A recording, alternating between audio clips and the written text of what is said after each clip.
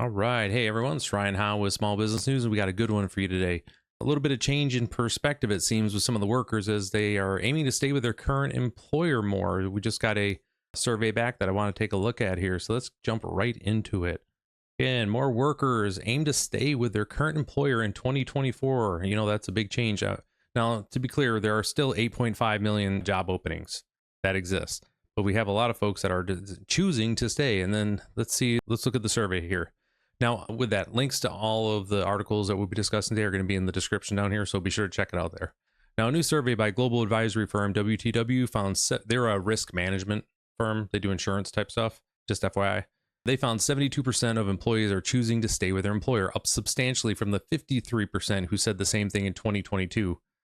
Back then, 25% of workers were open to job offers, comparing to just 11% now. About 25% of employees say they are stuck in their job, compared to 35% in 2022.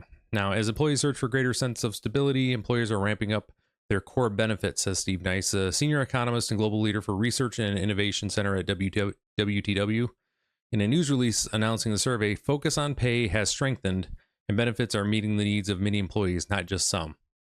The survey is the latest data point suggesting the period of frantic job switching known as the Great Resignation is over, amid concerns about layoffs, higher cost of living, and a job market that's still strong but softening. And that's what I've been seeing with a lot of my clients, is that they don't have as many people leaving anymore, and it's because a lot of folks who left, the grass wasn't greener on the other side, or they moved into their new business, and now they were lowest on the totem pole.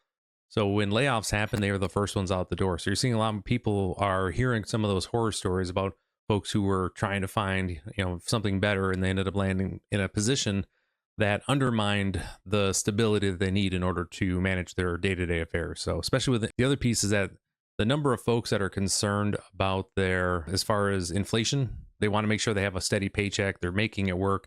And the last thing they really want to do is find themselves in a situation where they leave, go to a place that doesn't quite work out. And now they've put, basically their ability to pay the rent and pay for food at risk. So that's a big part of that as well. Now, again, job openings have fallen. Again, they're going to say 12 million during the pandemic, which makes sense. Everybody was basically furloughed or the businesses just shut down. In March, there's 8.5 million job openings, as I was saying. Now, that 8.5 million has been pretty steady for quite a few months now. It seems to be the level that we're going to be at, which, that into itself has its own issues, because we have folks one, there's two reasons. One, people aren't looking for work. And two, the people who, they don't exist. They weren't born, because we have 10,000 boomers who are leaving the workforce every single day. And that is, leaving a huge gap in skills that, frankly, there's no people to fill it. Now, one reason workers were incentivized to switch jobs during the pandemic was because they saw big gains in pay. ADP Pay Insights showed the year-over-year pay increase for workers switching jobs peaked in June of 2022 at a 16.4%. By January of this year, it had fallen to 7.3%, slightly above those who stayed at their jobs at 5.3%. So there is a benefit, but again, the risk reward has gone down dramatically. Now, data suggests the motivations to stay at the job remain similar to 2 years ago. WTW report cited pay as 48%, job security and health benefits as the top reason for staying, and with work arrangements, 31% also being an important factor. However, pay remains the main driver for both attracting talent and retaining it. Absolutely. Again, with what we're dealing with currently as far as inflation, and again, the price of goods not going down, you got to pay up, folks. It is what it is. The report found 56 employees would still consider another job for better pay, and among those willing to consider changing jobs for better, a 10% salary increase would be needed to make a move. That's pretty standard, I think. And then we're going to get down to here. Nearly half of employees chose their current employers because of the benefits package.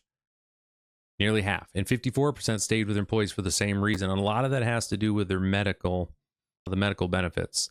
If you are an employer who pays everybody's medical, basically provides medical for their teams, which I have a few clients that do that, the amount of money that you put out is considerable. However, it's markedly less than the turnover cost you would have if you didn't offer the medical benefits. That's pretty much what our math has figured out as we've done this.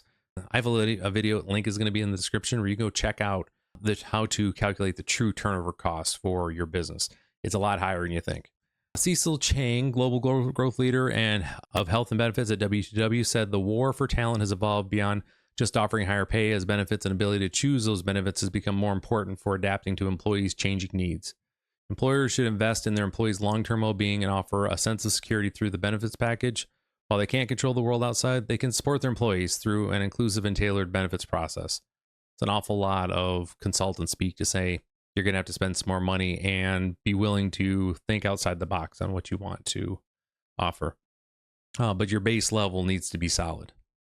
Next thing here is going to be the employers are changing their approach to worker perks. Experts say companies will ultimately still need to step up their game to retain employees over the long term, especially as the labor market expected to remain tight, right, for a very long time. Okay, meanwhile, employees are increasingly interested in a wide variety of benefits, including the new class of diabetes and weight loss drugs, Ozempic. So go ahead, that'd be great for you right there to put and say, we cover Ozempic right in your job ad. I would be blown away at what that number of folks you might get from that. Oh, that's crazy. They put that in there. All right. Anyways, more companies are also using the government benefit that allows companies to make 401k payments to match student loan payments made by workers, boosting their retirement even if they cannot make contributions themselves. Other companies are relaxing their dress codes as a bid to make the work environment more pleasant. And the rise of in-demand benefits and the beefing up of existing programs. So across the board, I mean, again, you can finish out the rest of this thing here, but the big piece that I wanted to just bring to everybody's attention today is that, employees are not leaving. They are not looking at, on the other side of the fence and saying, man, that grass is greener. Let's make a run for it. Again, the risk is too high right now with the number of layoffs and in this current environment where businesses are being forced to, across the board, trim positions and you don't want to give up that seniority. That's where a lot of employees are at right now. I hope you earned your subscription today. And if so, make sure you hit that notification bell so you know whenever I come out with a brand new video. So take care, and I will see you tomorrow.